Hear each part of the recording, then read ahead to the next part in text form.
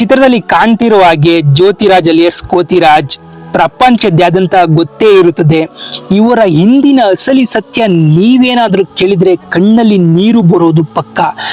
ಬನ್ನಿ, ಆ ಅಸಲಿ ಸತ್ಯವನ್ನು ನಿಮ್ಮ ಮುಂದೆ ನಾನು ಬಿಚ್ಚಿಡುತ್ತೇನೆ.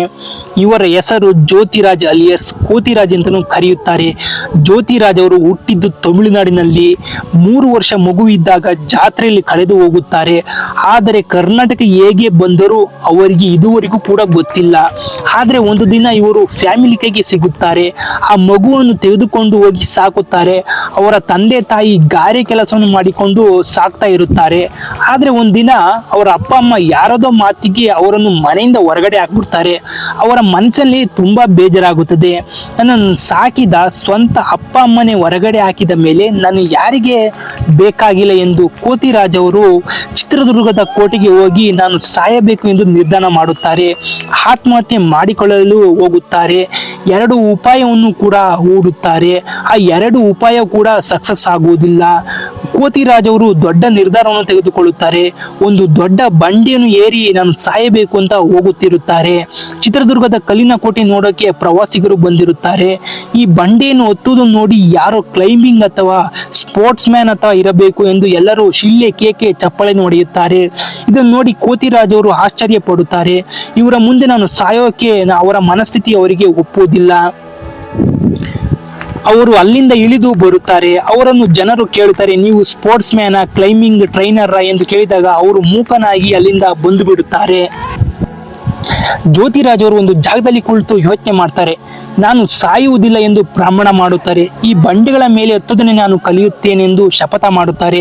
ಜ್ಯೋತಿರಾಜ್ ಅವರಿಗೆ ಯಾವುದೇ ಕೂಡ ಗುರುಗಳಿಲ್ಲ. ಅವರು ಅಲ್ಲಿನ ಕೋತಿಗಳನ್ನು ನೋಡಿ, ಕೋತಿಗಳು ಹೇಗೆ ಎತ್ತುತ್ತವೆ ಅದನ್ನು ನೋಡಿ ಅವರು ಕಲಿಯುತ್ತಾರೆ. ಆಗಾಗ ಚಿತ್ರದುರ್ಗದ ಕೋಟೆಗೆ ಪ್ರವಾಸಿಗರು ಬರುತ್ತಿರುತ್ತಾರೆ. ಬಂಡೆ ಹತ್ತುವುದನ್ನೇ ಜೀವನ ವೃತ್ತಿಯನ್ನಾಗಿ ಮಾಡಿಕೊಳ್ಳುತ್ತಾರೆ. ಪ್ರವಾಸಿಗರ ಮುಂದೆ ಬಂಡೆಗಳನ್ನು ಕೂಡ ಹತ್ತುತ್ತಾರೆ. ಇದನ್ನು ಪ್ರವಾಸಿಗರು ನೋಡಿ ಕೇಕೆ, ಶಿಳ್ಳೆ, ಚಪ್ಪಾಳೆ ಕೂಡ ಹೊಡೆಯುತ್ತಾರೆ. ಪ್ರವಾಸಿಗರು ಅವರಿಗೆ ಅವರ ಕಲೆಗೆ ಮೆಚ್ಚಿ 10, 50, 100, 200 ರೂಪಾಯಿಗಳನ್ನು ಕೊಡುತ್ತಾರೆ. ನಂತರ ಪ್ರಾಕ್ಟೀಸ್ ಅನ್ನು ಜಾಸ್ತಿ ಮಾಡುತ್ತಾರೆ ಕೋತಿರಾಜ್ ಅವರು. ಚಿತ್ರದುರ್ಗದ ಕಲ್ಲಿನ ಕೋಟೆಯಲ್ಲಿ ಇವರು ಕೇಂದ್ರ ಬಿಂದುವಾಗಿ ಕೂಡ ಬಿಡುತ್ತಾರೆ.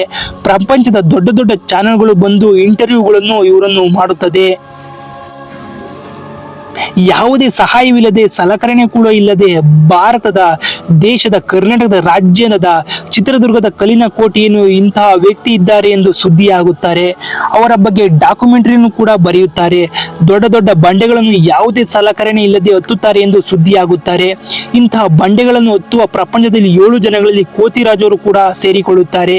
ಈ ಕಲೆಗೆ ನನಗೆ ಅಂತ್ಯವಾಗಬಾರದು ಎಂದು ಮಕ್ಕಳಿಗೆ ಕೂಡ ಹತ್ತುವ ಟ್ರೈನಿಂಗ್ ಅನ್ನು ಕೊಡುತ್ತಾರೆ. ಟ್ರೈನಿಂಗ್ ಕೊಟ್ಟು ಮಕ್ಕಳನ್ನು ಪೊಲೀಸ್ ಅಥವಾ ಮಿಲಿಟರಿಯಲ್ಲಿ ಕೂಡ ಕೆಲಸ ಮಾಡಿಸುತ್ತಿದ್ದಾರೆ. ಅಂದ್ರೆ ಕೋತಿರಾಜ್ ಅವರು 3500 ಜನ ಮಕ್ಕಳಿಗೆ ಟ್ರೈನಿಂಗ್ ಕೊಟ್ಟು ಇವರೇ ಕೂಡ ಓದಿಸುತ್ತಿದ್ದಾರೆ.